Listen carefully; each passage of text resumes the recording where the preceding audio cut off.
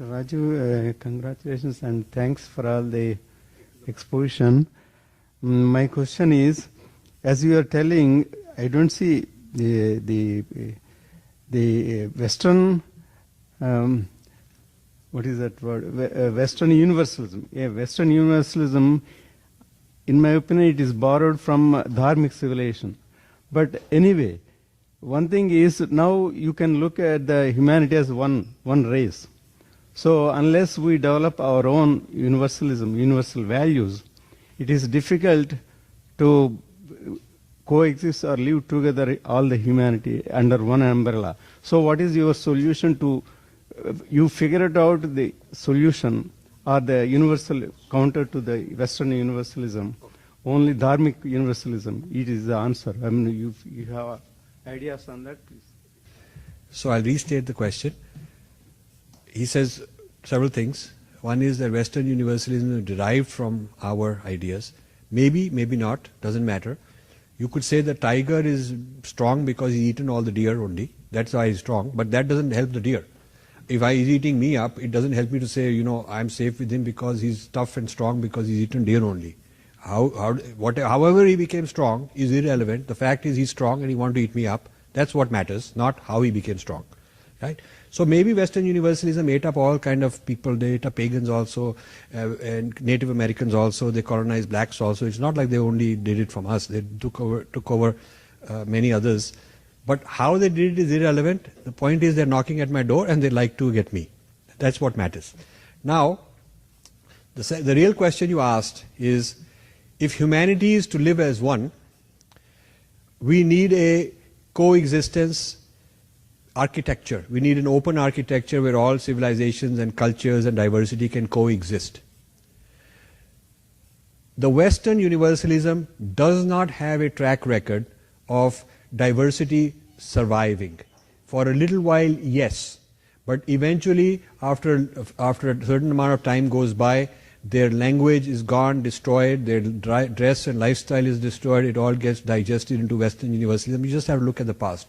India, on the other hand, has a very long history of a universalism which respects the diversity of others, because when they come, they do not, the Syrian Christians did not stop being Syrian Christians, the Zoroastrians did not stop being Zoroastrians, the people of different languages and different kind of traditions did not stop.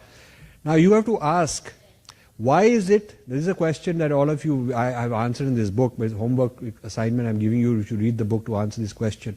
Why is it that when there is change in Western religion, the previous one has to be destroyed for the next one to be valid? Yeah? Like when you install Windows 8, then they have to uninstall Windows 7. Yeah? They can't have both running. Whereas, we may have a rat temple from way back, nobody has gone and said you must convert and get rid of that and upgrade to the next release. So we can have people doing Tantra, we can have people doing Advaita, we can have somebody bhakti of one and somebody bhakti of another.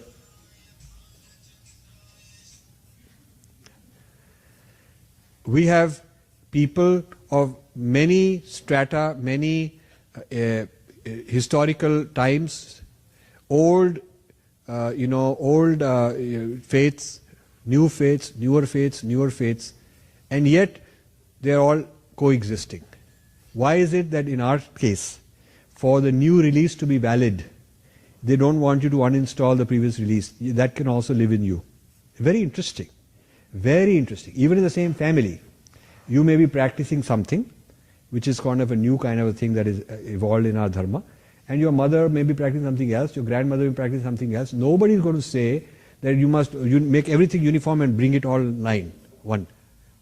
This is a very important question answered philosophically, why for the other side it is necessary to have this uniformity, one, no diversity of views allowed.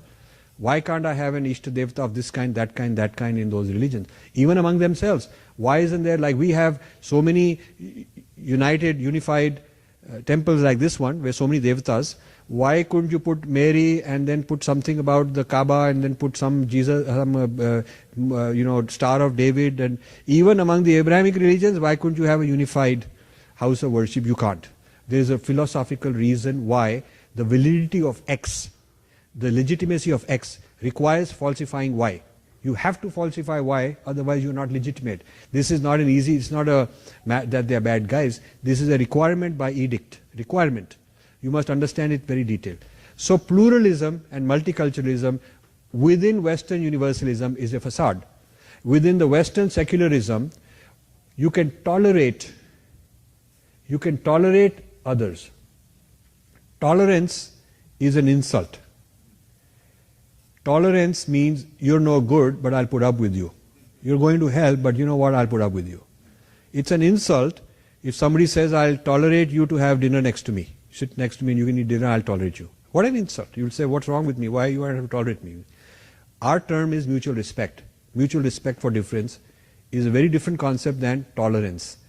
When you ask a Christian, what is your policy on pluralism? What is your policy on those who are not Christians, who are doing something different? And they will say with great pride and say, oh, we have a policy of tolerance. They'll say that. You say, yeah, but in your office, would you like someone to say, I tolerate you next to me? In your house, suppose your spouse says, I tolerate you in the house. It's an insult. It's an insult. I'll have many stories I'll give you some stories very interesting. I was invited to a major university in California starting a world religions center, and they wanted a member of each religion to come, and they wanted to declare peace and harmony and have dialogues. This was in the 1990s. So they put me on the board of advisors as the Hindu,